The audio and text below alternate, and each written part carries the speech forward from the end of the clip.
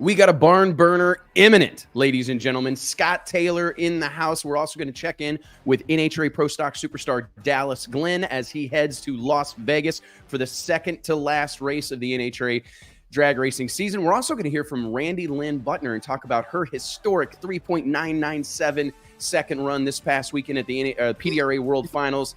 Ladies and gentlemen, let's do this deal. Listen, I've never had any problem expressing my opinions, but what we're doing here is bigger than that. These are conversations that need to be had in an unfiltered way. Drag racing's all I've ever done. It's all I care to do.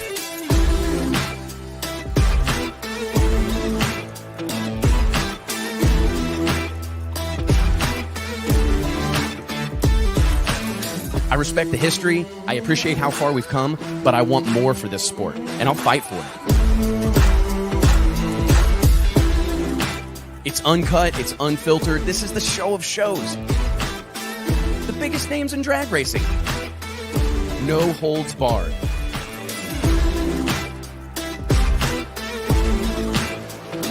This is the great American motorsport. Drag racing. Prove me wrong. I'll wait.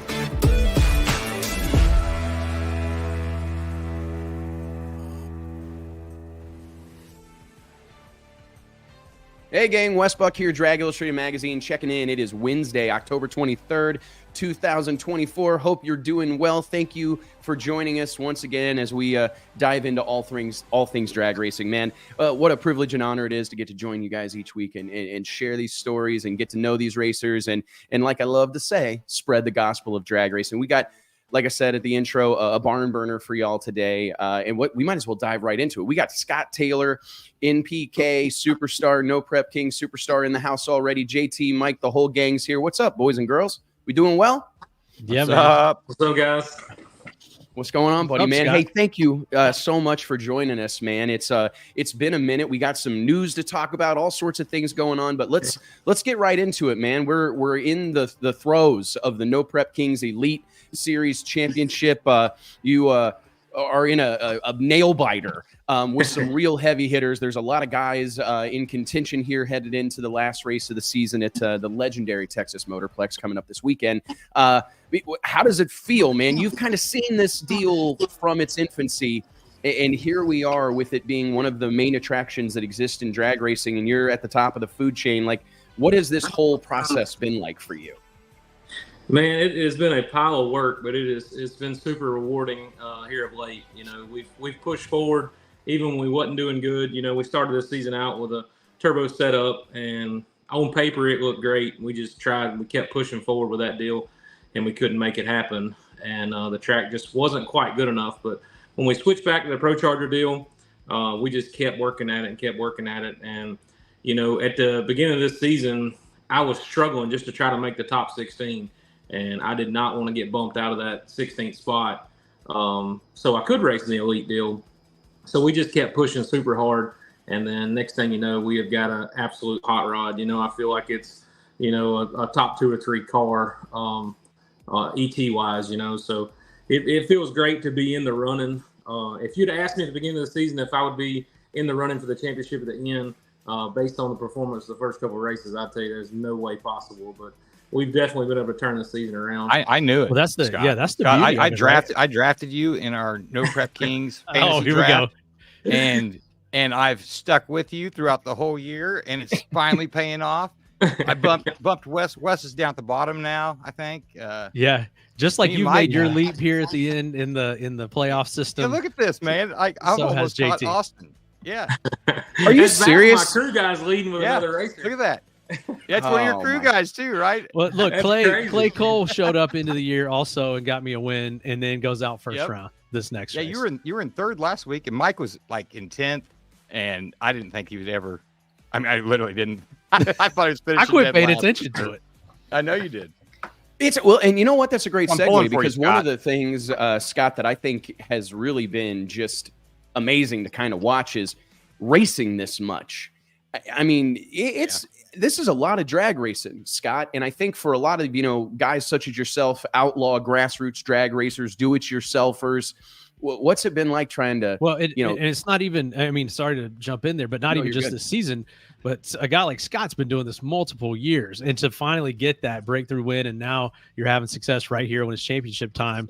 Not only, I mean, like we were talking about the evolution across this season, but just your program as a whole across multiple seasons.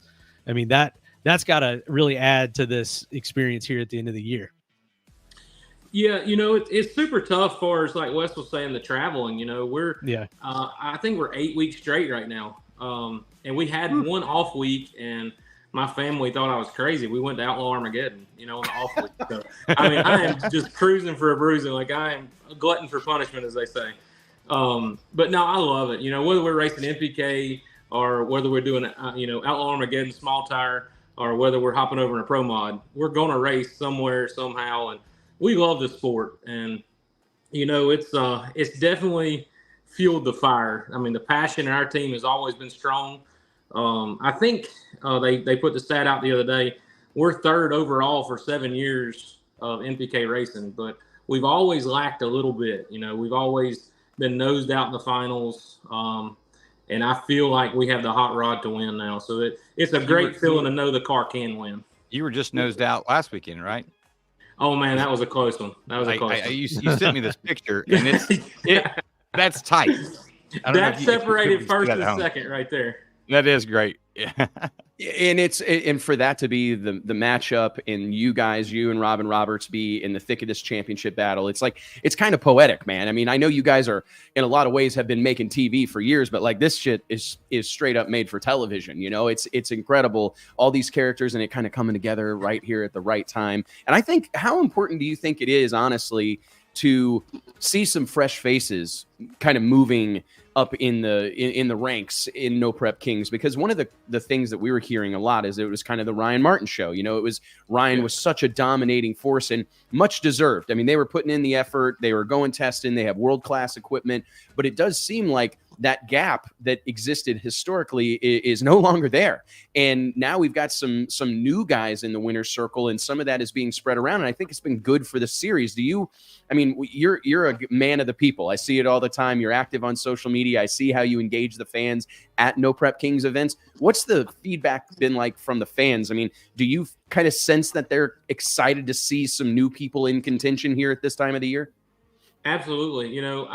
It's a bittersweet deal. Only reason I say that is I hate, some of the guys that are not with us anymore. That stinks. Some of the guys that just couldn't carry on. But the new faces are absolutely incredible. We love it. Love the competition. I like for anybody to be able to come in to show that we're not. I know it's a television show, but what a lot of people don't realize is these cars are very competitive. Nobody's laying down for nobody. It's the most competitive drag racing I've ever seen or been part of, and letting new people in shows that it's not easy. I mean, you take Alex Laughlin, you take Paige, you take all these teams that have run on a professional level and bring them over, and nobody's going to dominate anymore. It's that part of this sport is over. Hats off to Ryan Martin. He was ahead of his time in the No Prep deal. Like, he came out swinging. He had the right equipment. But nobody, not even Ryan, will dominate anymore. Every car out there is just an absolute beast. So that's the good part about bringing new people in. It makes everybody get better. And I think you make a good point, because there is some people, I think, out there that love to play the TV, or tell the TV story, create the narrative that this is all made for TV. And while obviously there's been some, clear, obvious setbacks or a bummer that we don't have maybe some of the TV stuff that we've had historically, I think it's actually serves something of a purpose to demonstrate this is also real meaningful racing that exists beyond Discovery Channel or what have you. I think that's an important thing for people to recognize, because you're right. There's some really great drag racing going on within the confines of these No Prep Kings events. And you nailed it, man. You've seen some guys come in that we expected to really be, in the thick of things that have struggled. And it's a great testament to what you guys that have cut your teeth on the No Prep surface and racing in these type of venues. Yeah, man, you're kind of a step ahead, and it's a cool thing to see. What do you make of, kind of this? We announced a couple of weeks ago that Scott Taylor Motorsports would be a part of the fast approaching Drag Illustrated Winter Series presented by J&A Service. We're obviously excited to have you be involved in this deal. But you mentioned it earlier. You guys love to race, but you're kind of looking for whatever the next kind of evolution of all this would be. And there's a lot of action in the pro mod ranks right now. What was kind of what set in motion Scott Taylor going out and getting a pro mod?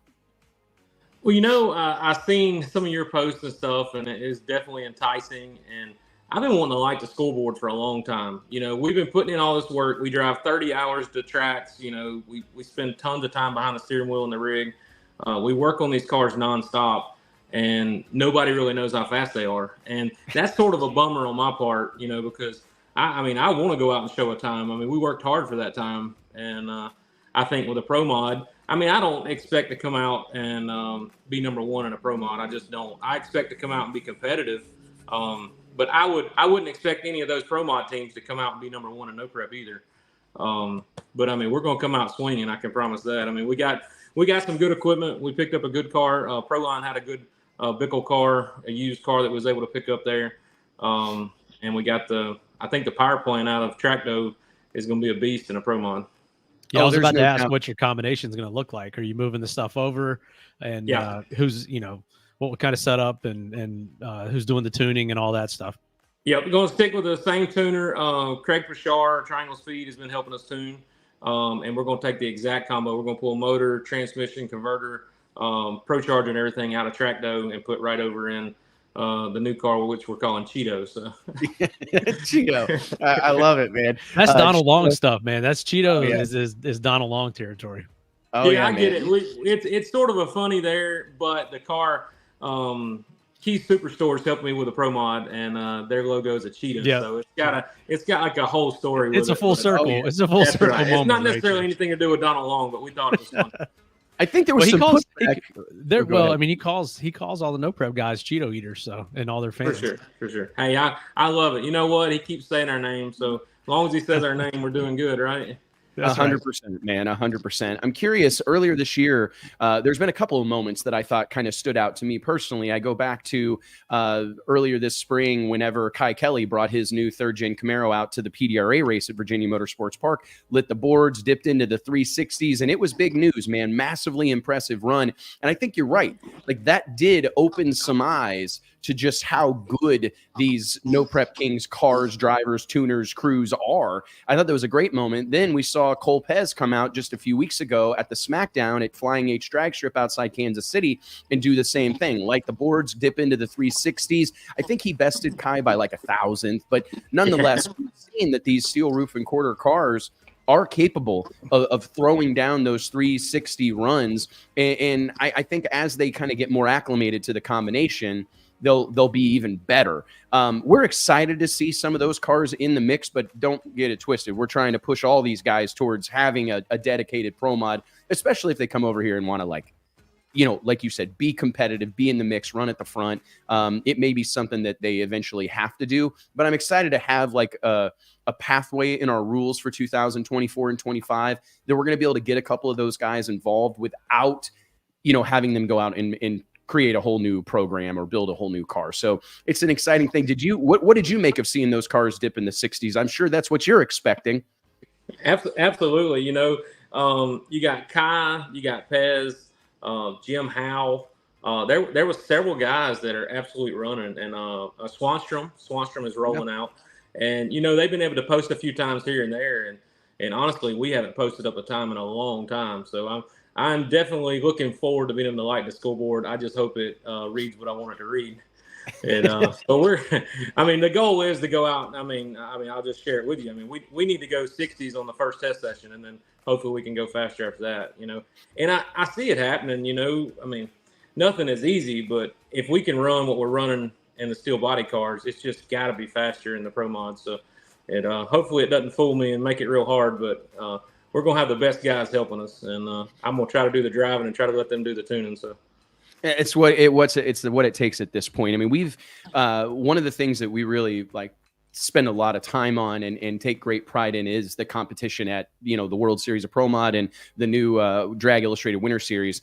Mike, working myself, on it all week for about 2 Alvarez, weeks. John Sears, our director of competition with the Drag Illustrated Winter Series. It has been a nonstop deal. but we're proud of the racing that we've created. In 2023, we had 32 Pro Mod cars separated by 5600ths of a second.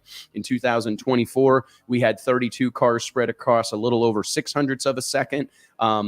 It's some of the most, I mean, you talk earlier about competitive drag racing. There is no more competitive drag racing on the planet Earth than that first round of the World Series of Pro Mod, or what we will see at the Snowbird Outlaw Nationals and the U.S. Street Nationals. I'm genuinely excited about that, but I think you're right. I mean, you're going to have to be able to run well into the 360s, bottom 360s, to be honest, to more than likely be there at the end. And it's an incredible thing. What do you make of the fact that there are seemingly hundreds of cars around the country that can run better than 375, let's say? I mean, that's kind of an amazing thing if you really think about it. I mean, there's probably not 30 good top fuel dragsters on the planet Earth, Scott. You know what I mean? But there's literally 100 some guys that I've talked to, and gals, over the course of just the last few months that have cars that I would identify as world-class Pro Mod. We've had interest from over 100, right? Close to 120. 123 teams have been in communication with us as of today. And it is not slowing down. And it's honestly, it's a tough thing because, and maybe this is something that you could riff on a little bit. You've been part of that community with No Prep Kings and Street Outlaws where, you know, not everybody can get in, and how do I get on the show, and all those conversations. And you see these guys trying everything. I mean, we saw Manny Bajinga for a season flying planes over, launching balloons, and you know what I mean? All sorts of efforts. Marty Robertson, similar way, trying to get into that group of people. So you've been a part of one of those exclusive clubs, but that's what we're trying to create and believe that we have created here with the Drag Illustrated Winter Series. And it's a real challenge. How have you handled that with friends and fellow racers that are like, hey man, I want to do that, but it's just not that easy, eh? It's tough, you know, and I always tell everybody, you put in the work, you'll get a spot. But they really want to, you know, like with NPK, they want to see people put in a work. Like I think Paige worked at it a whole year before they let her in, you know, but the people that dedicated to it, put the time to it, and did it for a pretty good period of time, they all got in. You know, the people that did it for part of a year and left or wouldn't commit to it, those guys didn't get in. But if somebody wanted it bad enough, it seemed like they all got in if they stayed with it. You know, a lot of them only did a few races, 3 or 4 races, and sort of dipped out on it. But if they would have stuck with it, I think everybody would have got in that wanted in. I think Paige Coughlin's a great example. We've had a lot of conversations here internally at Drag Illustrated, just how I found it impressive. Like she could have, you know, they could have postured around. She can do whatever they want to do, right? I mean, they're part of the Coughlin family dynasty, a brand that's beloved in our sport, Jags Mail Order. It felt like she probably could have chose any path that she wanted in the sport of drag racing, but she chose to go this route and do it the right way, earn her stripes, go out, run outlaw, big tire, you know, kind of be part of, you know, the second act, if you will.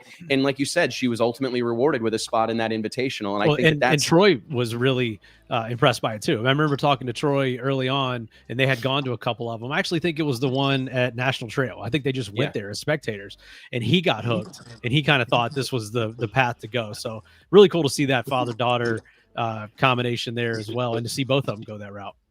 Yeah, she's done incredibly well too. Like she's starting to become a driver. You know, when she first started, you could tell she was a new driver, and then, you know, several months later, she's killing it. Like last weekend, I seen her pedaling a little bit and driving the hot rod. So she has come a long way, and she's making a very, very good driver. It's a crazy thing to see, and I think that's a fun thing to talk about here, because you know, there's commentary and there's been a narrative that like, oh, these cars have gotten so technologically advanced that all you do is let off the button and hold on and stab and steer, blah, blah, blah. But we actually, you know, I'm lucky to have a whole lot of crew chiefs and tuners that are close personal friends of mine. And you'd be blown away by the number of conversations I have with drivers that, hey, it's not that easy. They're struggling in the car. They're struggling to hold the pedal down. You know what I mean? They're struggling to be willing to hang with it because these things are on the ragged edge. Especially, you know, I mean, No Prep Kings. I mean, we see that. You don't even have to know a tuner. You just watch it, and you see these cars moving around, especially in the second half of the track, which is something we're not used to seeing in a lot of the pro mod ranks. Just the setup, the track prep, the technology. But you guys, I mean, it's old school. It's like watching these guys. Yeah, I can just see somebody in there with an open face helmet pulling levers. Or, you know what I mean? It's old school. You're driving that thing around, which is, in my opinion, really cool to see and something I think the fans appreciate. For sure. You know, these cars definitely are moving around. You get to see, you get your money's worth when you watch these events, you know, live and out at the racetrack. But first round, I mean, speaking of driving, first round at Steel, Alabama, we had a O-ring split in the converter, and it sprayed transmission fluid under the car. But there's a picture of mine sideways at the 330, and we never aborted. I knew if we aborted, our championship was over. So I rode it all the way up by the wall and through. So you have to be a driver on these cars for sure. It really, and you can see it a lot. I mean, I've talked to multiple people that have told me like, hey man, not for me.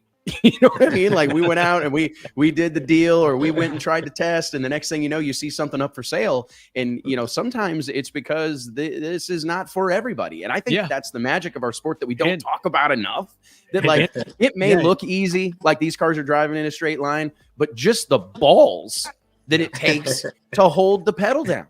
And be willing to have some carnage. If you walk through the staging lanes at a No Prep Kings event, duct tape is a hot commodity. I mean, there's every car, even the you know, brand new, you roll it out there like first pass. I think about Swanstrom. You know, he'll come out there first pass. This thing's looking good. He's got it, and then he's got duct tape all over it. So it's that willingness to hang with it, but also it's a marathon to get to this point in the season, and every stuff is torn up, whether you can see it or not. Oh, for sure. It's an endurance race for sure. And right now things are starting to show up. You know, we were fresh in the motor last week and we found a main cap cracked. You know, it's an endurance deal. He who does the most maintenance is going to win this deal. You know, so we're checking every nut, every bolt. You know, trying to be prepared for this last race. But everybody's driving the cars for sure. Do you think that that's been one of the major changes that we've seen just over the course of like the last 10 years with no prep style drag racing? Is I think this is my personal opinion, and I kind of always felt like that's some of what Ryan Martin brought to the table. And I don't know if it was like his association with Proline, just the community that he was kind of a part of, the group, but they brought a real professional level testing and maintenance program to the table that I don't know that really existed in that space prior. But do you see that kind of being the difference? The guys that are able to, Stevie Jackson said it on the show 100 times, that like you win these things at the shop. Absolutely. He's definitely right there 100%. And yes, you know, the consistency behind Ryan's program has been absolutely amazing. And that's what's kept him up front. To be honest, you know, we've not always had the fastest hot rod. You know, we've not bought any new motors. Every one of our motors are hand-me-downs. But our maintenance program is what's kept us up front in the points chase. Week in, week out, we do the work every week, and it keeps us rolling. But there's not many teams before Ryan that had that kind of maintenance program. And I think he definitely pressed, not necessarily an easy button, but I think he pressed the easy button with Proline. You know, that they brought a lot to the table. And I think if I would have made the switch to Proline a long time ago, we would be better than where we're at with our program. Well, and it's one of those things that it takes time, you know what I mean? And that's one of the few things that all of us are guilty of not wanting to be, is patient. But yeah, you know what I mean? We want it to happen right now. You know what I mean? Like we just bought all this stuff. We expect to be number one, you know, and it's just a process. But man, it's been an amazing thing to kind of watch it come to fruition for some of the guys that I think the fans just love to cheer on, that are relatable people that work with their hands, that are blue collar. Not to say that some of these other guys aren't, but it's just a well-known story. You've done a fantastic job of like sharing your life, sharing your story, sharing your squad with the masses. And we kind of know you as like a blue collar guy that's doing it the hard way, and, you know, buying, like you said, secondhand stuff or buying things off Facebook Marketplace. The next thing you know, you're in the winner's circle at a No Prep Kings race. I mean, I think that's we had that a somewhat similar story with Derek Ward winning the World Series of Pro Mod back in spring of 24, earlier this year in March. I was really happy. It was probably the oldest race car on the property. And this is a car that gets worked on at the shop behind his house. You know what I mean? This isn't, I mean, not to say they don't have great equipment, but it just goes to show you that it takes a multitude of things. We've seen plenty of people come out with the best race car, latest, greatest, newest engine program, big power, blah, blah, blah, blah, looks good on the dyno, and it never really manifest. It never really comes together. So creating that harmony and seeing that there's a lot of different ways to skin this cat is I think that's an exciting storyline for the fans. Absolutely. It takes a lot of money for this sport, unfortunately. And good drivers like Derek Ward can, stick with it.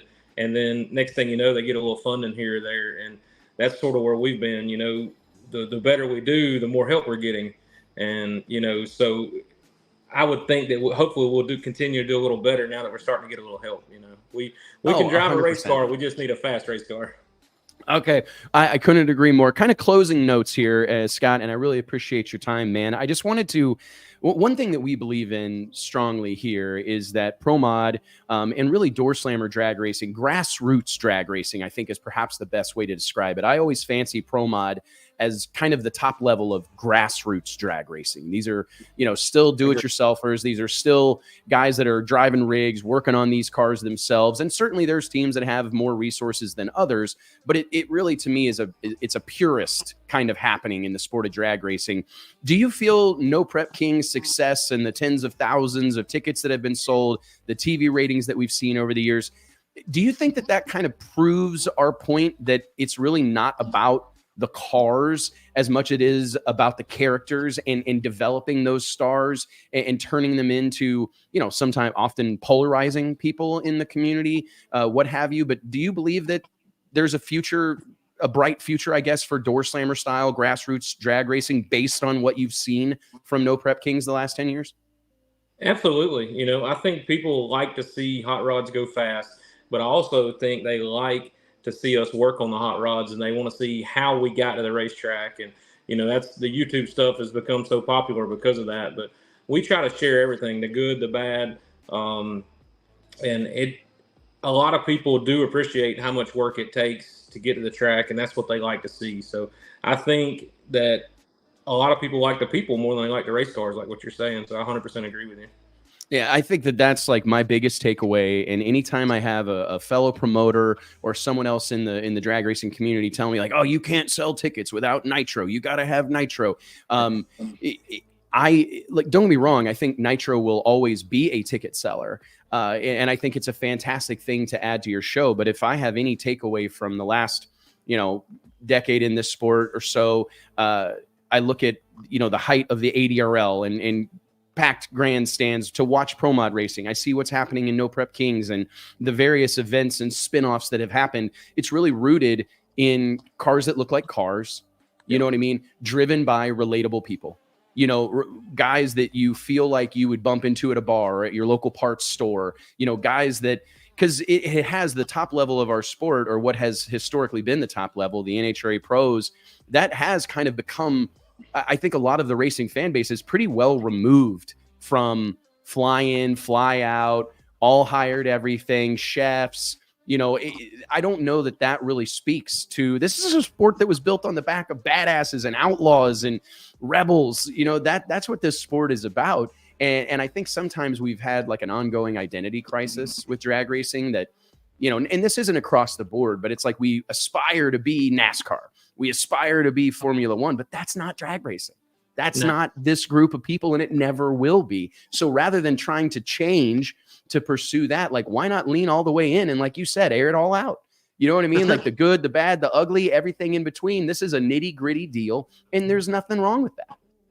Yeah, in Rockingham, we messed a head up after first round, and I wasn't able to make the drivers meeting because I was in the pits pulling the head off. And I'll tell you, the people that stood and watched us change that head, I think they have, it's just like they respected that I was out there working on my own car.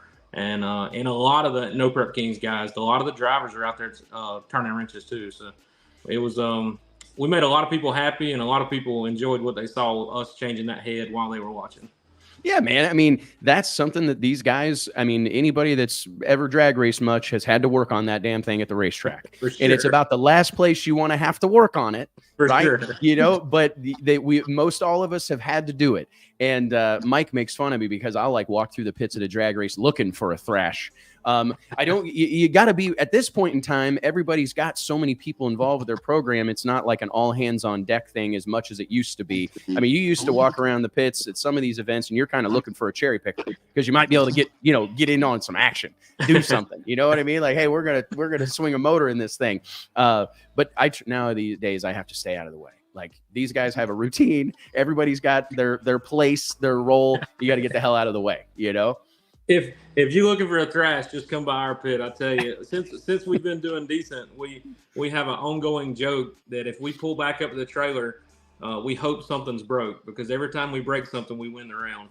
And we pulled back in and one round, nothing was broke. We checked the whole car over. And the tuner, Craig Pashar, he said, "Man, just take a hammer and break something." So Smash something. We've been trashing for the most part. I think we've only been, out of the last 8 rounds, we've only been 1 round that something didn't break.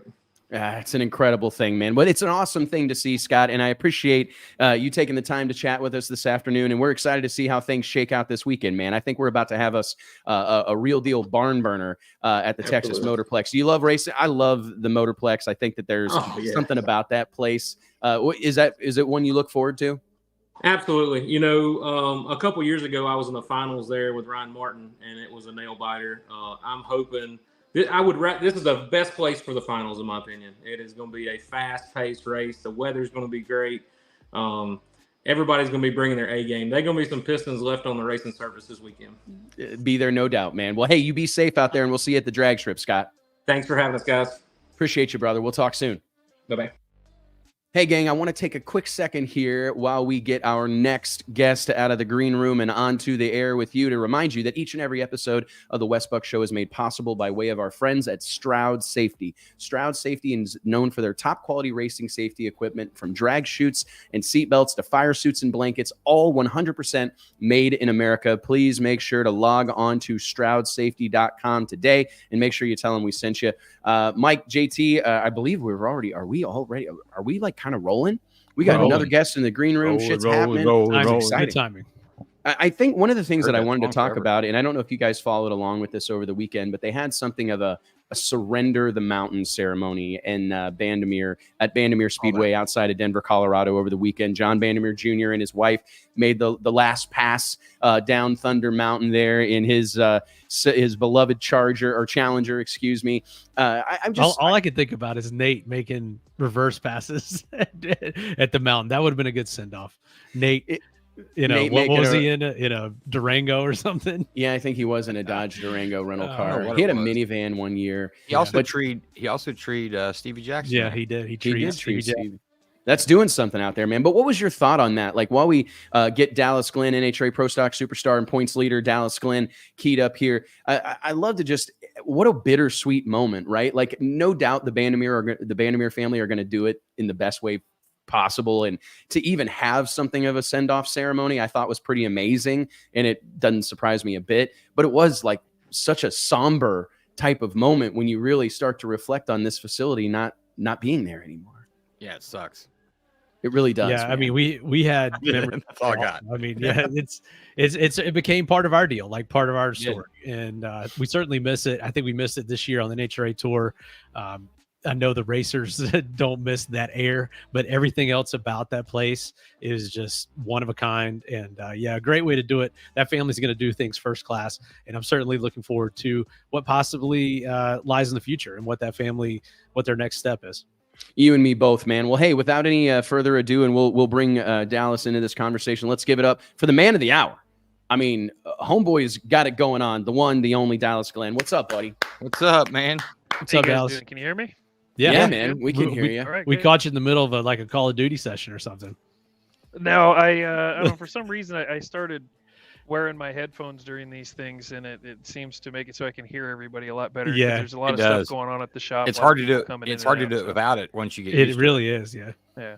It's really hard, man. Well, hey, first and foremost, congratulations. What a run you've been on, and what a time for that run to happen. Kind of take us, give us the lay of the land through your eyes right now, headed into the last 2 stops on the NHRA Drag Racing Series Tour, leading the points. You've been a world beater in recent weeks, recent months, man. I mean, take us through kind of getting to this point in the season and what it feels like to be the guy with the target on his back. It's definitely a different feeling when you got the target on your back compared to, when you're the one, looking down the scope. It's a little more nerve-wracking for sure. Being the guy that everybody, it's basically, it's like the ball's in my hands. I'm the one that could has it all to lose. Everybody else has everything to gain. So it's been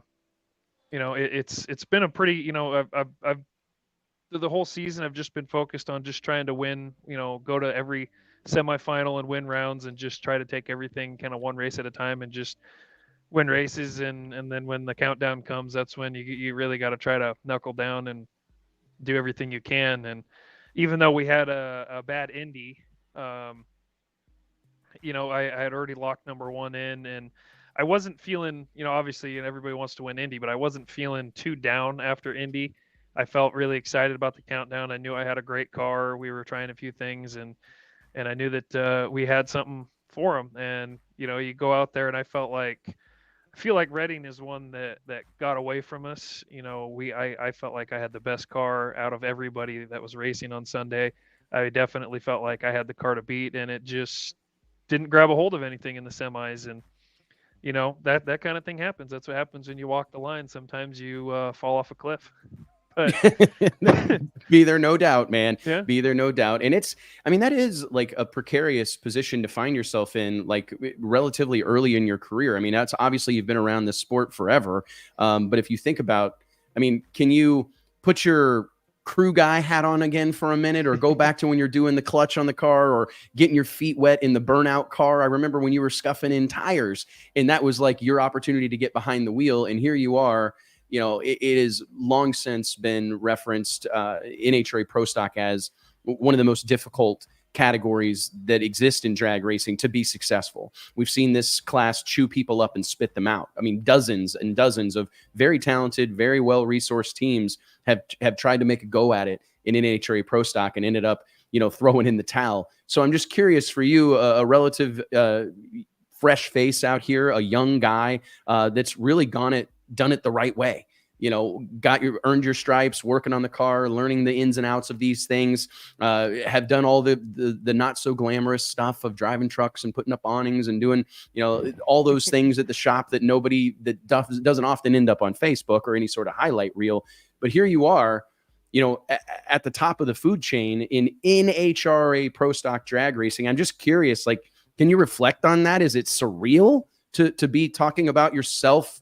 And obviously you're a teammate and work alongside Greg Anderson every day. But, for those of us that still fanboy out about Greg Anderson, to be in the mix with Jed Coughlin, Erica Enders, Greg Anderson, these guys and gals that have been titans of our sport for years, what does that feel like for you personally?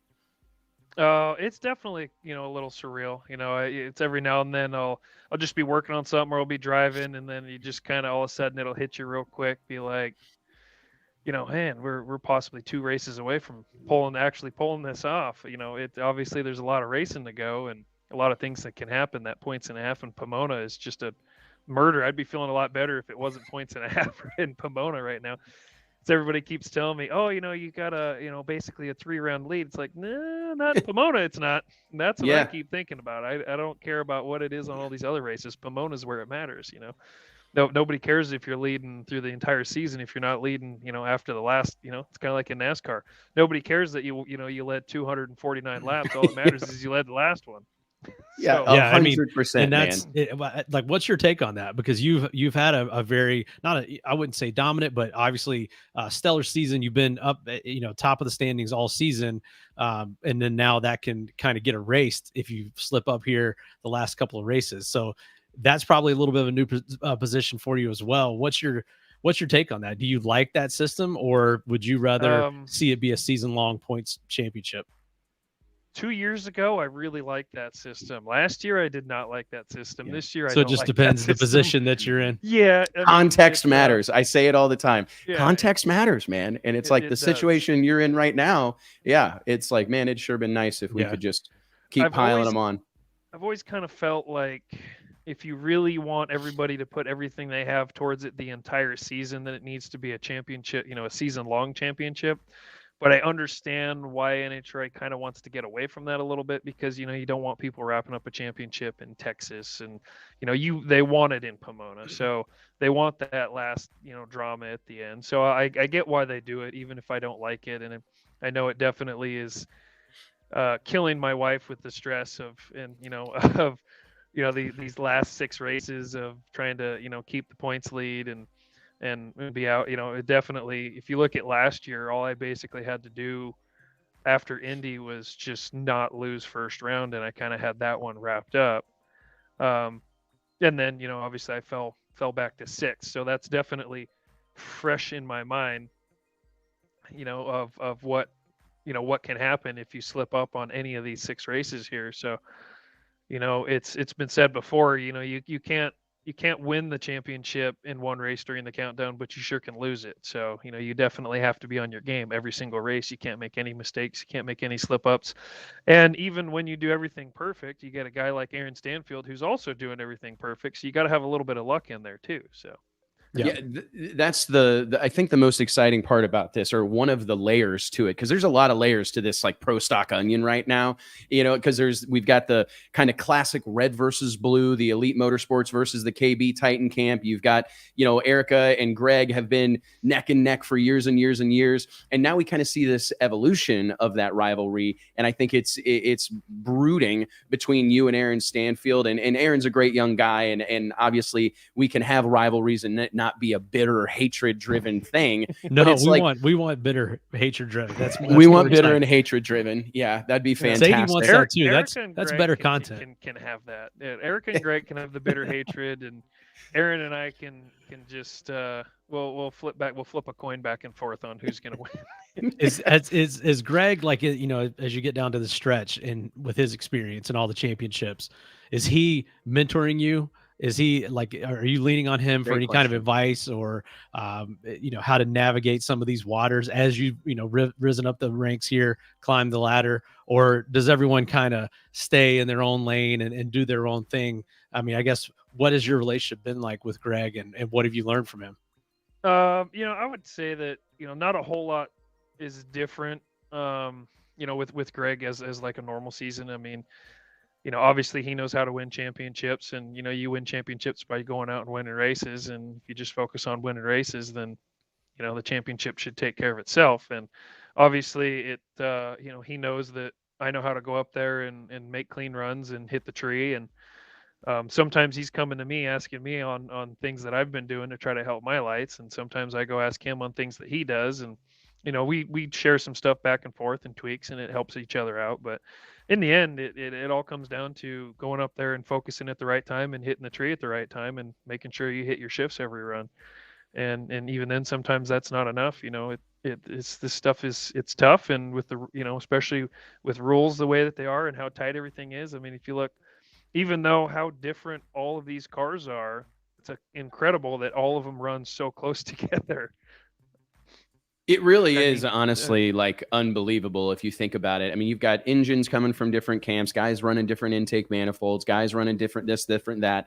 And to see them all go out there on a Sunday and be separated by a few hundredths, and it really boiled down to who's able to, like you said, focus in that moment and be locked in, and not let the pressures of this get to them. That's going to be what makes the difference. I mean, this is what kind of when we see the parting of the waters, I guess, right? When the men are separated from the boys. I mean, it's an interesting thing. What do you make of kind of just we've seen some fresh faces in pro stock. We've seen these teams grow. We've got 2 real mega camps in pro stock. But when you look at the grand scheme of things right now, I mean, it feels like pro stock's in a really good place as a whole.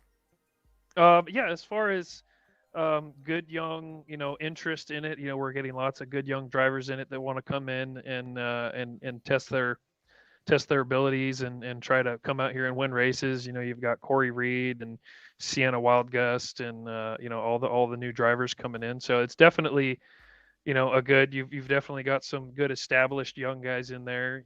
Troy Coughlin, Aaron Stanfield, all these guys who you've come in here and win races, and you still got the old ones in here that show us how to get it done, like Jaggy and Greg and Erica. And not saying that Erica's old or anything, but But you do it is sometimes it's easy to forget how long she's been a part of the conversation and how long she's been a force to be reckoned with in the scene. Yeah, I mean, she's got 6 championships. You can't do that in 2 seasons. So she's, you have to be out here for a while. And so it's definitely, I think Pro Stock is good. I hope that the tight racing and everything keeps everybody interested. I don't want anything to get any stale or anything like that. It definitely is incredibly difficult. And I think back to some of the previous years. A rule change would come in here and throw a wrench into everybody, and then all of a sudden stuff gets all jumbled up, and somebody jumps out for a few races, somebody else jumps out for a few races and stuff. So those are always interesting years. But I think with the way Pro Stock is right now, I think it's definitely going to be some really, really crazy tight racing for a long time. Be there, no doubt, man. I mean, it's been, like I said, I think that the thing that I've enjoyed specifically about Pro Stock in like the last few years is seeing these emerging stars, people that have like kind of a following or have developed a following that kind of extends beyond just their community, just that Pro Stock centric group of people or the Pro Stock fan base. I mean, we're seeing, Erica, I would argue, is amongst the biggest names in NHRA drag racing. I think Greg Anderson's in that these are guys that have real significant fan followings, and to see like an evolution of that, the next crop of those guys, yourself, Aaron Stanfield, etc. I mean, that's an exciting thing. I mean, I have to think NHRA, if they're not, they should be looking at this like, hey, we've got some stars kind of waiting in the wings here that are, well-spoken, fantastic ambassadors for the sport that we should probably, pour some fuel on those fires. Cause I think that yourself and Aaron, both not necessarily like over the top verbose. You're not you're not out here going live on Facebook every day, but I think that your story really relates with a lot of people. Yeah, it's definitely shows that, if you just come into a team young and you learn by mounting tires. I think my first day here, all I did was mount tires and clean the floor. So, you work that and, you just kind of learn, just keep learning as you go. Every year you try to learn something new. And, eventually I was building rear gears, and then I'm building transmissions, and I'm filling in for the clutch guy when he broke his arm. And then I was doing a clutch guy, and I was a car chief on a car for Kyle. And then all of a sudden I'm testing showdown cars and driving the burnout car. And then, hey, it all, works into, hey, I can actually drive one of these. And, thankfully, Rad Torque Systems and all my main sponsors have come on and kept me going for long enough that I can be, actually able to compete for a championship. Yeah, it's been an awesome thing to see, man. And I think that it's exciting for Pro Stock as a whole, just that there are fresh faces and there are some new people. That was one of the original complaints that I would always hear about Pro Stock. Is it's like, oh, it's a country club. It's a bunch of old guys with cigars hanging out of their mouths and penny loafers.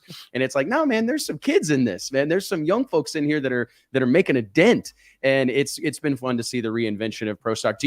You've only really been a part of, driving these cars in the fuel injected era.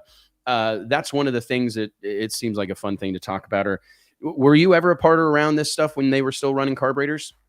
Yeah, I mean, I was doing the back half on Jason's car for I started in 2012. So what we swap over in 16, I think it was. 16, I think it was. Yeah. Yeah. So you had a few seasons there when there was still a flat blade screwdriver in your pocket. Right.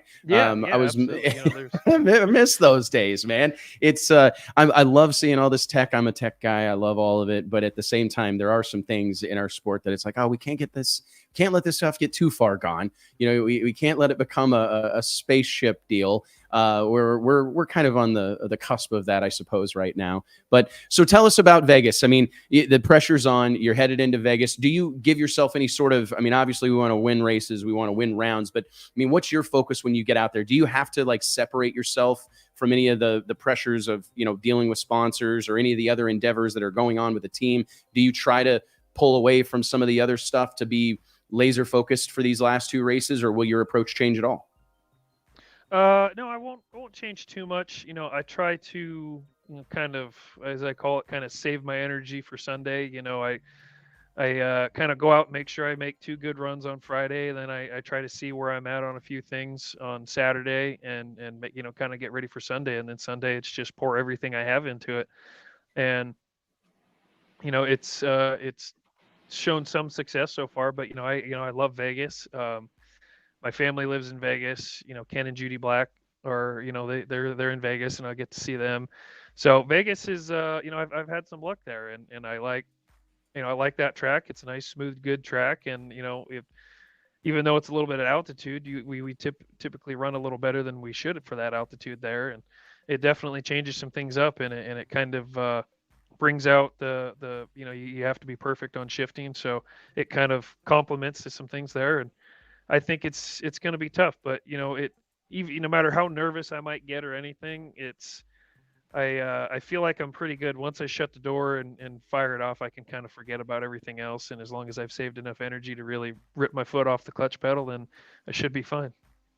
Rip that thing off the clutch pedal. I'm curious, and just one last little thing that I'm just curious about, and I don't know how much you're willing to share, but we have like a really hardcore audience of people that are racing cars, and are around this stuff a lot.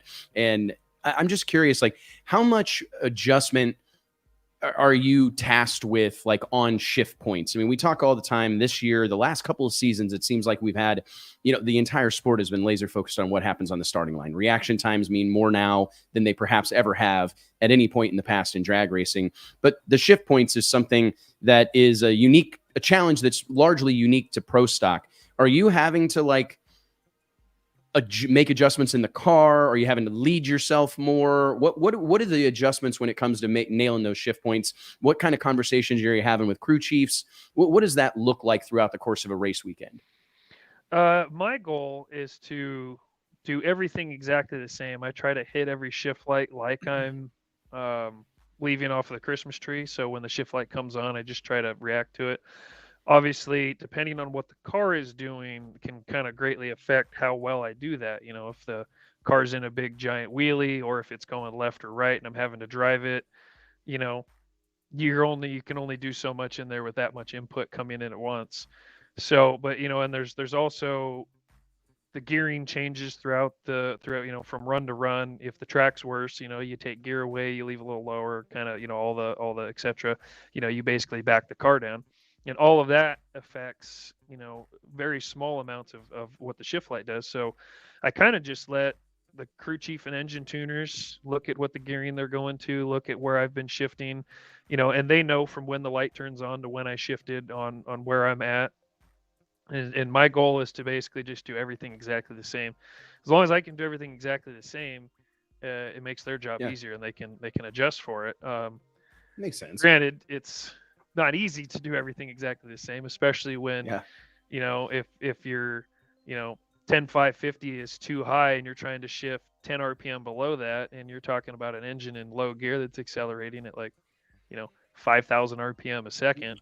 You can't be late by more than I can't be late by more than like 100th or 2 of a second. So it's like the difference between being 10 and 30 on the tree is a difference between not hitting the chip and hitting the chip. So, it's almost just as hard shifting as it is, cutting a light. And you have to do it while you're trying to drive and keep a car in the groove too. Going 200 miles an hour with no downforce. Yeah. And in Vegas, right, because of the altitude, you've got to keep the engine in the power band. So it's even more critical, right? That's what you were saying earlier about hitting the shift points. And then what adjustments do you make or does your team make going into Vegas for that kind of, does it make it easier, harder to hit those shift points in Vegas? Typically, whenever you go to a track with altitude or whenever the weather's bad, you just put a little more rear gear in it, and that kind of tightens the splits up. So your early shifts will get a little bit quicker. The later ones, because you're pulling 1-2 in like 9/10 of a second, right, Dallas? Mm-hmm. Yeah. Well, the 1-2 I think is just over a second, but the 2 to 3 and the 3 to 4 are under a second. And then you get a little bit of a break going into fifth. A little bit of a break. You're in fifth before half track. So yeah, man, we marvel at what you guys and gals are able to do each and every weekend. That's the thing that I wish was talked about more, is just the what it takes to do this at this level, because it's been said before that like anybody can maybe drive a pro stock car, but very few people can do it well, and an even fewer number of people can do it well consistently. I mean, and when you see someone not doing it well. Like the performance falls off so much. That's what I think a lot of people don't understand. And a lot of these cars that are obviously have the automatics in them now, pro mods and stuff, you can get away with that, but the performance can drop dramatically depending on how well that driver's doing. Oh yeah, no, you can take a run that could easily be number one qualifier and end up 12th just by missing a couple shifts. So it when the class is that tight, I look at Dallas and I tell them, somebody's asked me, oh, how'd you do? I was like, oh, I'm 11 thousandths off of number one. Yeah, I'm fifth.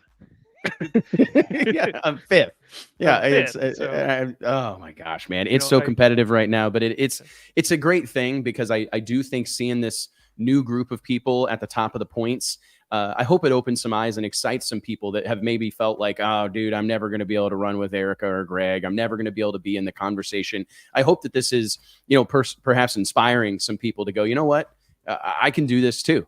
And that's hopefully that's what we'll see. New continued. I mean, Camry Caruso, the list goes on. You mentioned Sienna Wildgus. I mean, there's a slew of these people that see this challenge and want to tackle it. And I think that's a great thing, man. So all we can do is continue to talk about it because we want people to be enamored with the challenge of driving one of these cars and wanting to say that they were able to do it. Yeah, I want to get as many people in these cars as I can because let me tell you what, when the clutch finally comes together and that thing goes up to 10.5, there is no better feeling and sound in the world that I've ever found, at least. You let go of the clutch and it's leaving and you're like, holy cow, the sub 1 second 60 foot and everything. But then when the clutch comes to it and the thing, it really starts zinging and you're going through the gears, they are so much fun to drive and they sound so cool inside the car. There's few things that sound better than, I always tell people, the sweet, sweet song of a 500-inch motor coming out of the water box. It's like, there is something special about it. There's no doubt, man. Well, Dallas, thank you so much for spending a little bit of time with us. We wish you a ton of luck this weekend in Vegas and excited to see how things unfold, man. It's we could see a new chapter in the Pro Stock book being written this as we speak, and I'm excited to see how it plays out, buddy. You better be safe out there, all right? All right, yeah, no, I'll see you guys out there, and hopefully I can try to keep some luck on my side, and we can try to extend this lead a little bit. Don't use it all up on the slot machines. You got to save some of it. Save that for Sunday night. Absolutely. Thank you. All right, thanks, buddy. Dallas. Thanks a bunch. Thanks, Dallas. Hey, gang, I want to take a second here and remind you that each and every episode of the Wes Buck Show is made possible by way of our friends at Redline Synthetic Oils. Redline has a reputation with racers and hardcore enthusiasts for creating products that perform and protect better than any on the market, and they've been doing it since 1979. Whether it's your race car, your tow rig, your motorcycle, or your lawnmower, when you think about lubricants, you need to think about Redline. For more information, log on to redlineoil.com. We've got the woman of the hour now. We got some more Pro Stock. Mike JT. Yep. We get some more Pro Stock little bit conversation. different.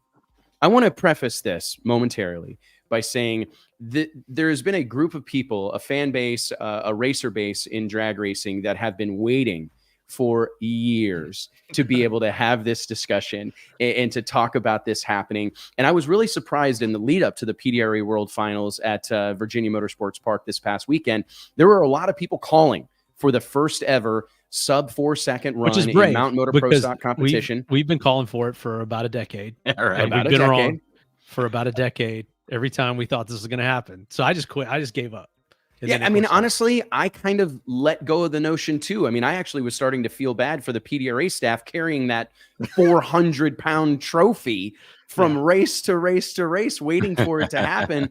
And it was like, okay, it's going to happen. And then when I started seeing all the hubbub on social, I'm like, oh shit, if they're talking about it happening, maybe it's actually going to happen. And we roll into the World Finals, and all the early testing numbers were pointing to it being very possible. Everybody was talking about legendary atmospheric conditions at VMP this weekend. And by God, the Elite Motorsports JHG powered Chevy Camaro, driven by Randi Lyn Butner, tuned by the Flying Meatball. Let's take a look at these right before we bring her on. Let's take a look at these two clips here real quick. You got it. Play it, T. I think this may have been Royce's video, so if there's any cussing or anything. Well, Royce Lee Freeman shot this video? Yeah. I don't know. He may have. He posted it. I'm job, already impressed. Holding the camera pretty steady. You haven't heard it all yet. I don't know if there's anything bad on it or not. Look at that. I'm anxious to say. Yeah, it's definitely Royce. But I love it, man. It's the excitement of it, right? There's nothing better The damn than Riddler's the there. reaction on the starting line.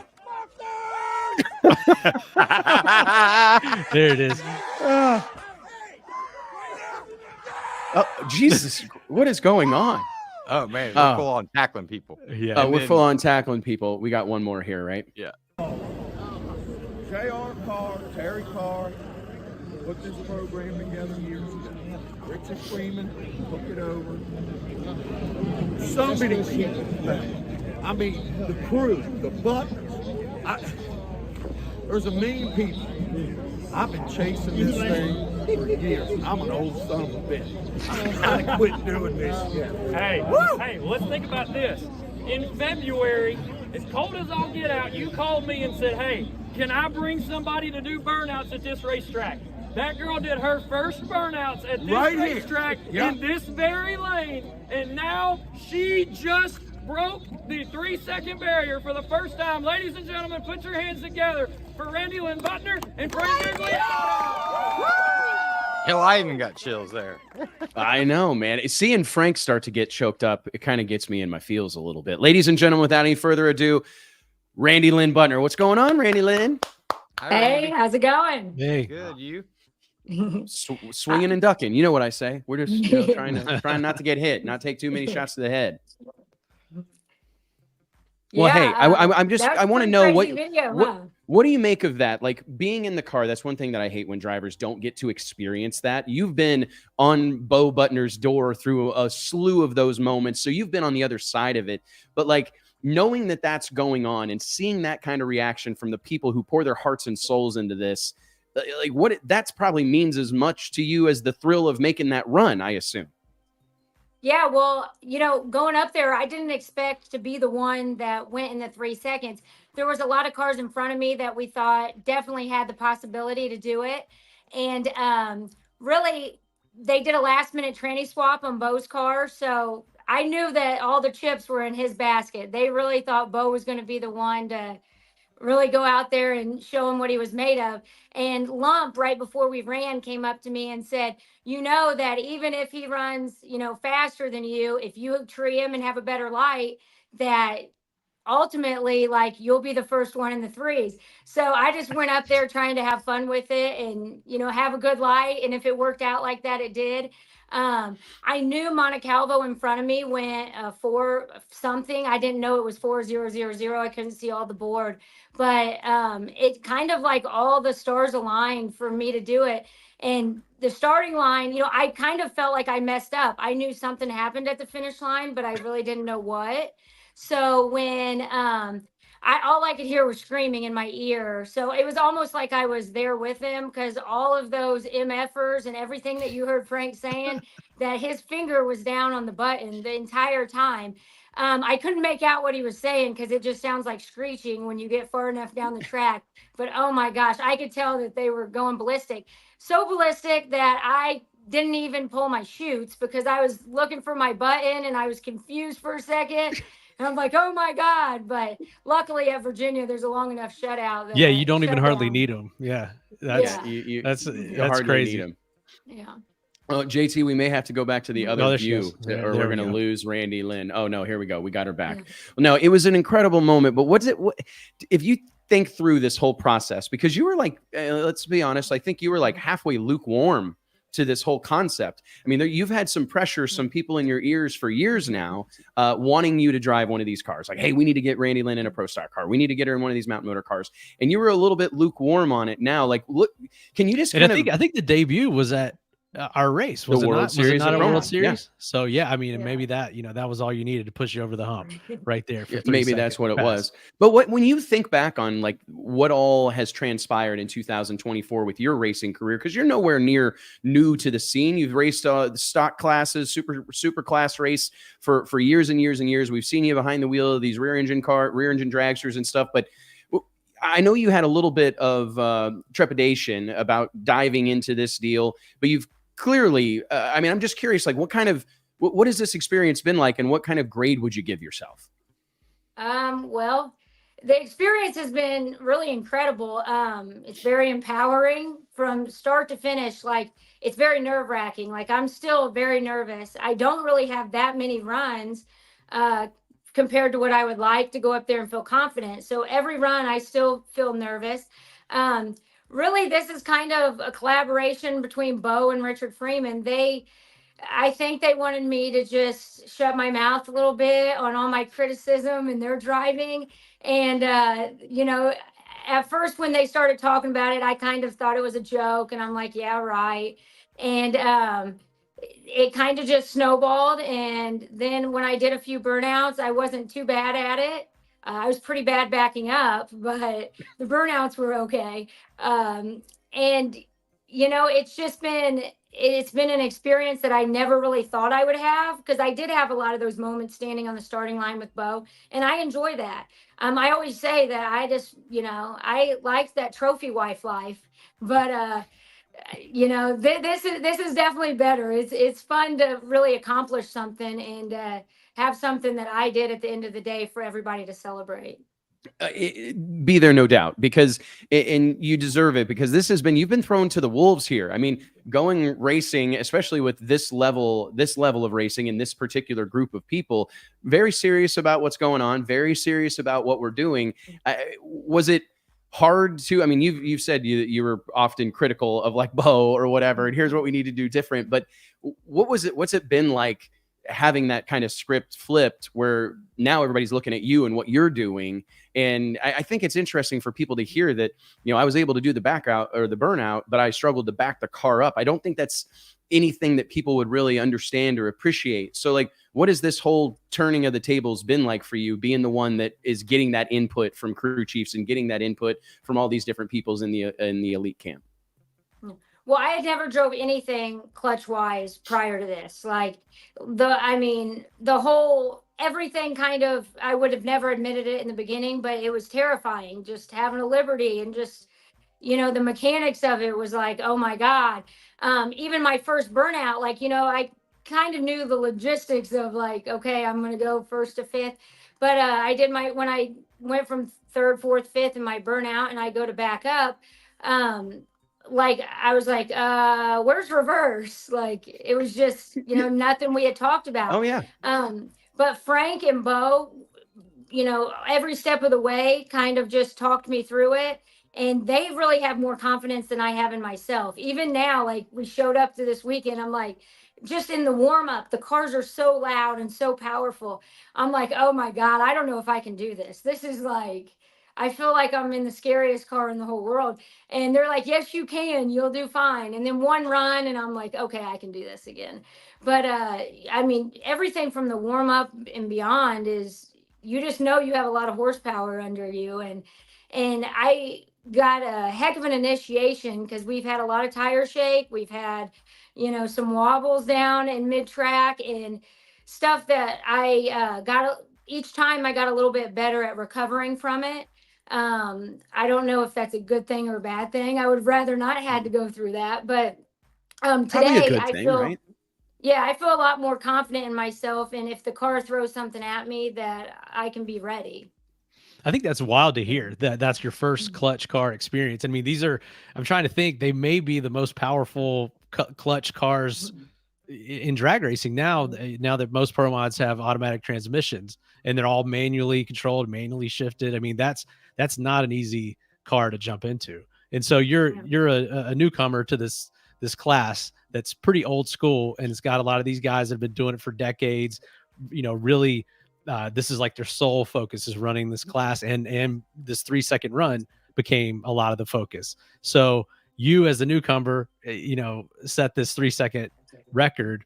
What's the reaction been like from a lot of these guys, like the Monte Calvos that got so close to it, and a lot of these other guys that are out there running for really decades and wanted to achieve this record, but you came in and did it as the newcomer? And what's that been like?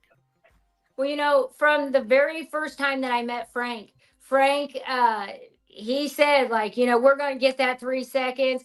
But in the beginning, JR Carr was still going to drive at some of the PDRA races. So I knew very early on, like, that was a goal that they had. he loves to outrun people. Frank is very vocal, very crazy. And I knew like that was something he wanted to rub in everybody's faces. Never did I think that it was going to be my car, especially with the way my car has ran the past few races. We've really, really struggled. And so when we showed up to Virginia, I made a couple good runs in testing, and then qualifying, I was low and we were looking good going into that night session when everybody was thinking like it's going to happen.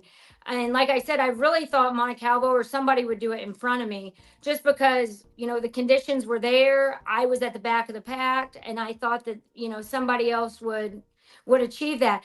But after the fact, I am the newbie, and I'm a girl, so you never really know how that will be, taken by a bunch of guys that have done this for a long time. But honestly, when I turned off at the end of the track, everybody came up to me and they were very ecstatic. A lot of them were happy that it's over with, we can move on, we can go racing now. But actually, I thought I did a horrible job because I knew something happened at the finish line, but I didn't know what. Like, I didn't know if I didn't get it all the way in fifth, or like I just heard a sound and, I thought I messed something up. Well, it happened to be the engine blowing up. But at the time I didn't know it. It happened like 360 something in the run. And, Frank looking at the run after the fact, he's like, if that would have been me or Bo or somebody else in the car, we would have heard that, instantly knew what it was, and probably not pulled fifth gear. We probably would have pushed the clutch in. So like I said, like the stars just aligned for me to do it and for Frank to have that trophy.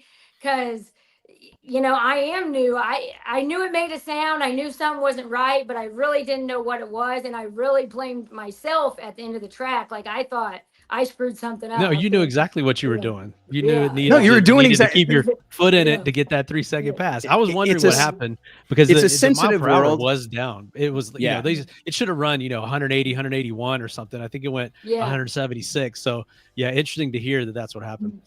Well, and I want to in this, you got to be real sensitive, right? Because everybody gets in their feels. But I do want to say that, like, growing up at my dad's auto repair shop, he would build engines for like the local truck pullers and the other types of motorsports that exist. And I remember there was this whole crop of truck pullers that would always have their wives drive the trucks. And I was like always confused by when you're the one like working on it and all that stuff. Don't you want to drive it? And they're like, the way my dad explained it to me, it was very similar to what you're talking about, is that, well, they have their wife in there because they're not hearing any funny noises. They're going to do exactly what they were told to do. You know what I mean? And because that's the way most women are wired, is like, hey, these are the instructions, we're going to follow them, and we men, we go out here and we're going to try to, maybe alter course a little bit, or we're hypersensitive. I know, like, anytime any hot rod car toy I've ever had, it's like the whole time you're in there staring at the oil pressure gauge. Like, is that a lifter? Did I hear a lifter? Something tapping? It's just constant input. You're worried about stuff. And I think that's hilarious. So how bad did it hurt? I mean, blow it up, like kick the bones out of it, or what happened? No, it just, it hurt the piston a little bit. And, nothing that Frank shouldn't have fixed by Vegas, I wouldn't think, but, I don't know if he'll agree to that. But, we put a spare in that night. They tore us down anyways, and we had to pull ahead. But and when we swapped engines, I went up there for the next day thinking like, okay, there's no way I'm going to run as good as I have been. And it ran every bit as good. Actually, in round one that next night, if I would have drove better, I probably could have went another 3 second run. But I was a little tired from the late night we had before, and I didn't drive my best that day. That's okay. Well, so tell us how you got the news. So when did you find out that you, in fact, didn't do something wrong, Randi Lyn? You had actually made drag racing history.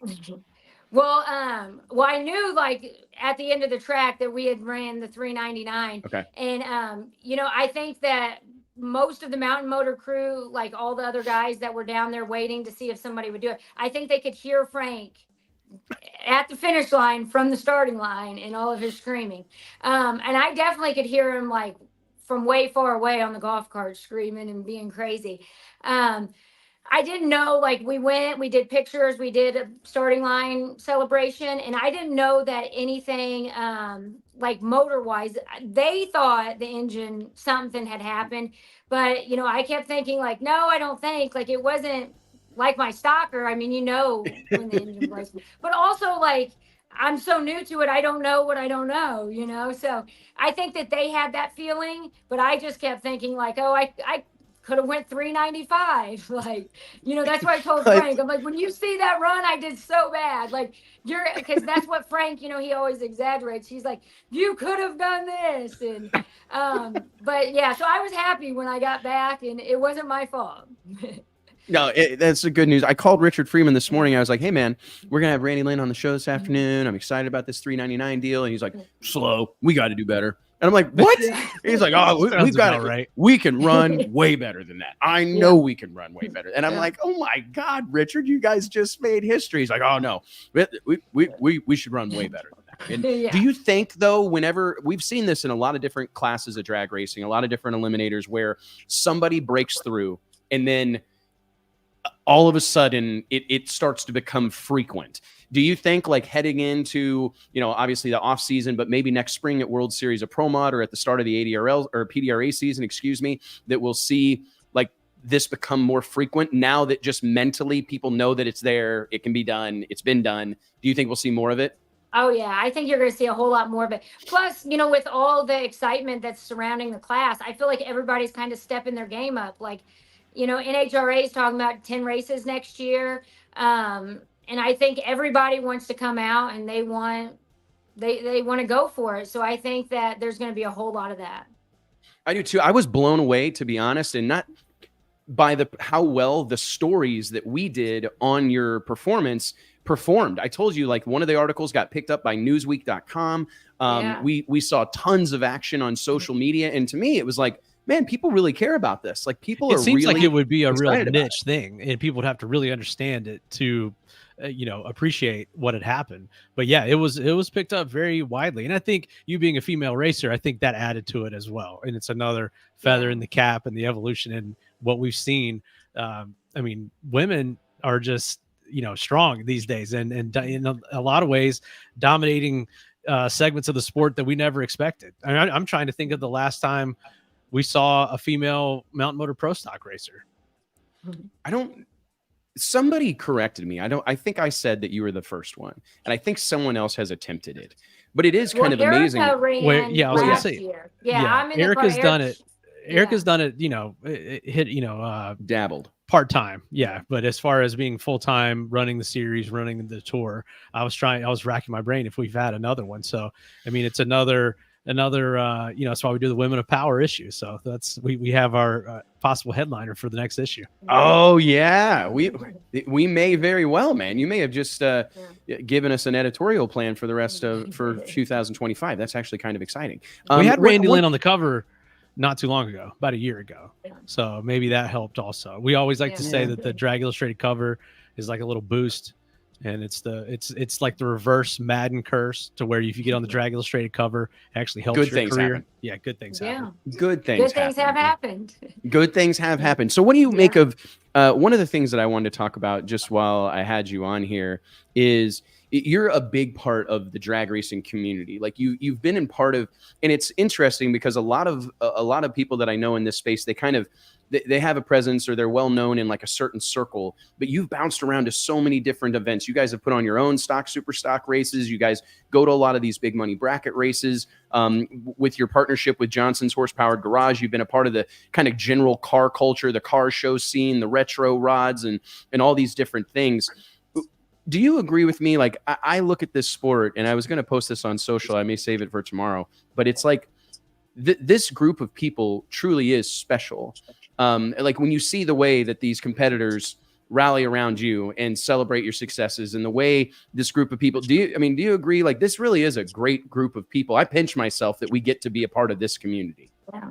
Well, at the end of the day, we're all car people. Like, whether you like a 69 Camaro or you like something brand new Copo or the Factory X cars, like at the end of the day, like I feel like car guys like stick together. So whether you're the car show type, the racing type, like at some point we all have this common ground. And like with Johnson's Horsepower Garage, like they're car guys. Like, that's why Jason and all of us are good buddies. Like even outside of the racing world, we hang out, we go to car shows or we go to Meekums, because we have that connection of cars at the end of the day.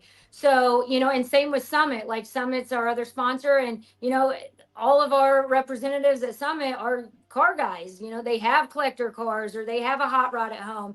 And I feel like we're all brought together by that. And, working together, we can grow something even better. I agree. Like that's what every conversation I have is rooted in. We've got to get this group of people swim in the same direction. That's been our goal and one of our missions at Drag Illustrated since day one, almost 20 years ago now, that there has to be a galvanizing force in this sport. It's like I joke that drag racing is kind of like the ultimate high school hallway. Like there's all these cliques. You know what I mean? Yeah. There's like the Pro Stock clique, and then there's the Nitro clique, and then there's the No Prep clique, and the big money bracket racer clique, and then the class racer clique. And if we could ever achieve and get to a point where this group of people recognize that by and large, not always, what's good for one is good for all. High tide lifts all boats. And the more people we can get excited about this sport and working together, to your point, there's no telling. I mean, I truly believe this is the great American motorsport. And it leads me to the next point that I want to make and discuss with you is the diversity that exists here. When you communicate with people like in your regular life, like, are they shocked by the fact that you're like a history making drag racer? I mean, I think about our sport and every race, creed, color, man, woman, young, old, everything in between are represented here, and you're able to go out on this stretch of concrete and asphalt and all things are equal. Yeah. Well, especially not so much in the mountain motor class, you don't have like, your older cliques and stuff, but like in stock eliminator, you have everybody. I mean, you might have an 80-year-old woman, you might have a 16-year-old boy. Like there's such a wide range that brings us all together. And like you said about like what's good for one is good for all, I like to say, like, it don't matter if you're a hot dog vendor, if you're working the gate, like we're all in this together. What makes one fan happy and a smile or whatever when they buy a hot dog, it might make their experience that much better to come share another event like at Virginia Motorsports Park. I mean, the fans this weekend were crazy. I couldn't believe all the people on the starting line. And to me, it looked like No Prep Kings. So yeah, like I feel like so much of it can transition across the board, and it can, and my 80-year-old grandma that wants to come to a race might see a lady out there and relate to her because, she's an older woman too. She's a grandma. But like there's definitely something for everybody when it comes to fans. Yeah, I couldn't agree more. And I think it's something that we don't talk enough about. I mean, just that is, you and I have had this conversation offline, like a lot. Like there are so many people that contribute to these sports, to this sport in different ways. We've talked a lot about it, and you've done that. You joked earlier, the trophy wife thing, but there are so many women, wives, husbands, brothers, sisters, aunts, uncles, kids that contribute to the success of these teams. What can you say just about all the people? I mean, I can see how, like, just the way you talk about Frank Gugliotta, like I can sense that you're like genuinely proud to have been part of this, not for yourself, but for Frank, because you know how long he's been chasing this. I mean, what can you say about everybody that contributes to this stuff? A lot of times the drivers get the praise, but it takes an army. Oh, I felt like that from the moment that it happened, like, and everybody congratulating me. I'm like, this is 100% Frank. Like I didn't even know how to let go of a clutch pedal until Frank taught me 7-8 months ago. So it's all the horsepower, and it's not like, oh, I did some special touch of driving, that made it go that. I did hit my shifts that run, and it left good. But at the end of the day, those were calls that he made, and the horsepower, is horsepower that he's created over, I think he said like 12 years. Him and JR Carr have worked towards that. And that's a long time. That's a long time to want something and work towards something. So.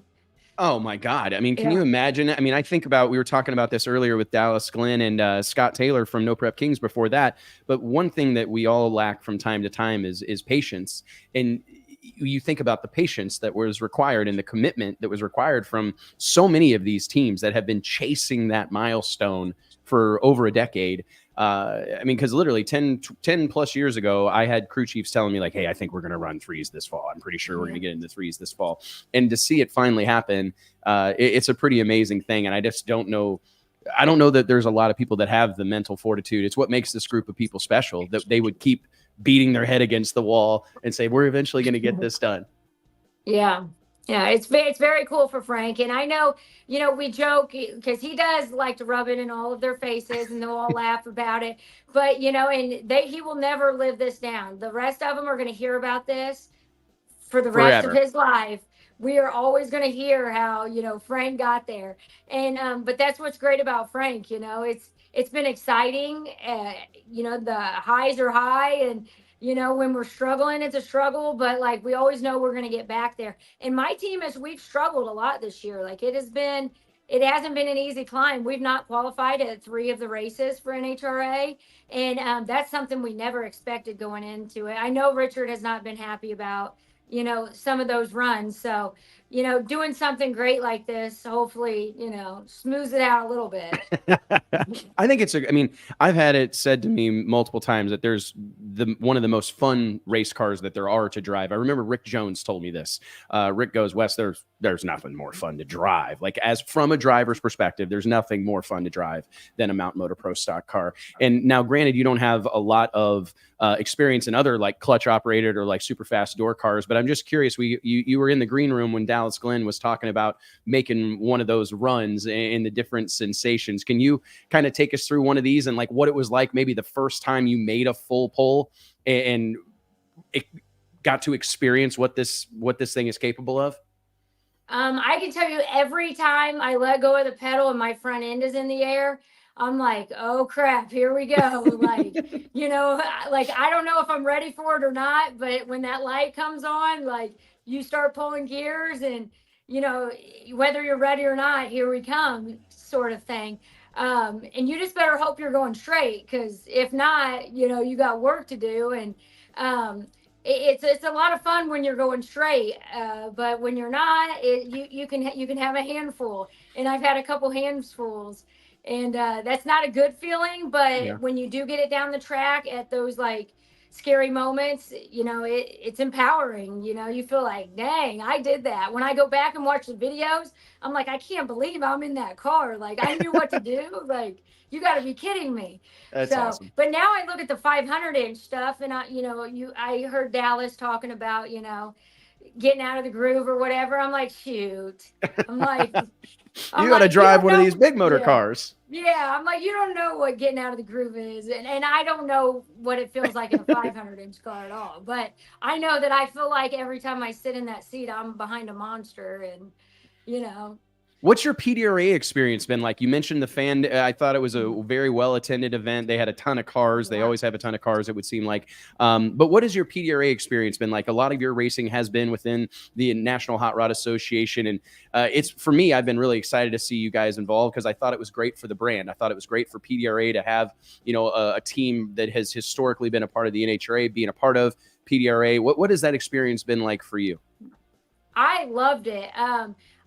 From the beginning, we were going, like our whole plan was to run more PDRA because I needed to get more comfortable in the car. So early on, we talked about like, we were going to do like 5 PDRA races, and we ended up, that was only our second. But, just getting to make several runs in a day. I mean, I felt way better. Like I feel 10 times better going into Vegas right now than I did going into Virginia. I had those nerves, like, can I still do this? It's been a month off. But the whole experience when you walk into PDRA is, like, it's awesome door cars. Like, whether you walk up to this fence and you're just watching, like, if I was just a normal fan, like, like you're at the baddest. Oh no, we lost her. NHRA race, it's nitro, which is great to some extent, but like, they don't advertise the pro mods or like the incredible wheelies that they're doing coming out of the gate. There's something just about a door car going really fast that is exciting.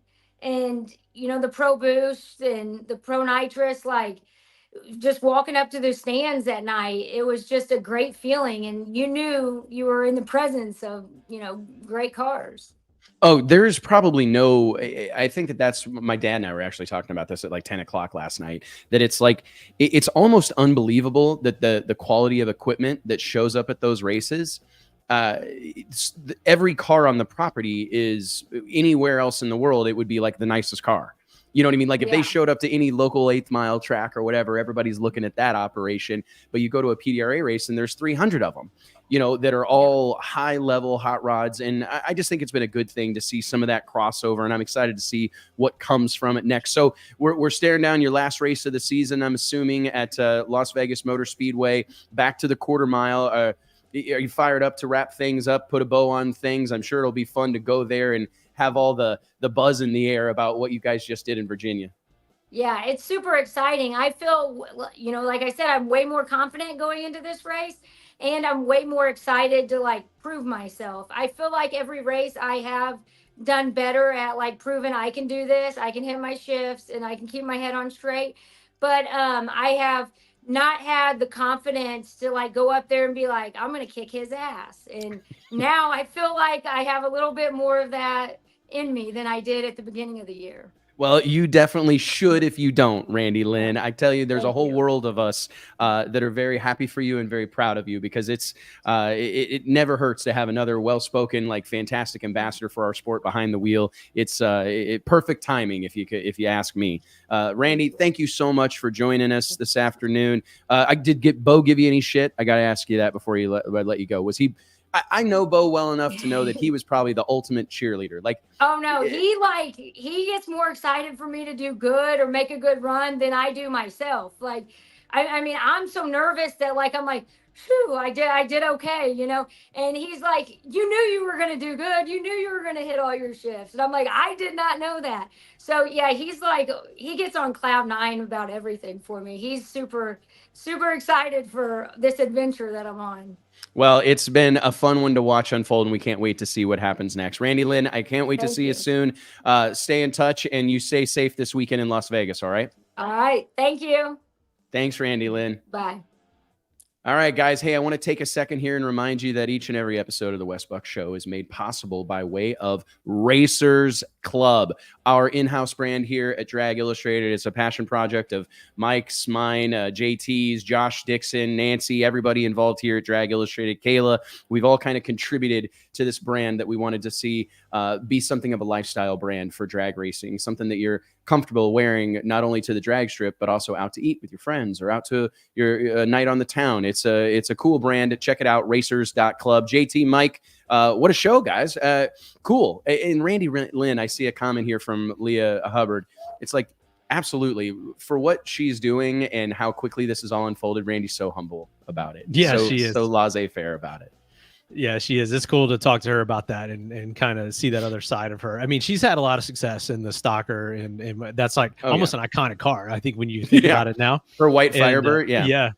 And to see her jump into that and it be her first experience with something with that much power and with a clutch manually shifted. I mean, that's pretty badass. It gives me even more appreciation for what she has done this season and for that record after our conversation with her today. Well, you know, it's funny. Sometimes I think that type of thing can actually, I remember having a conversation with Vincent Nobile, and I think the first vehicle that he had ever driven that had a clutch in it was an NHRA Pro Stock car.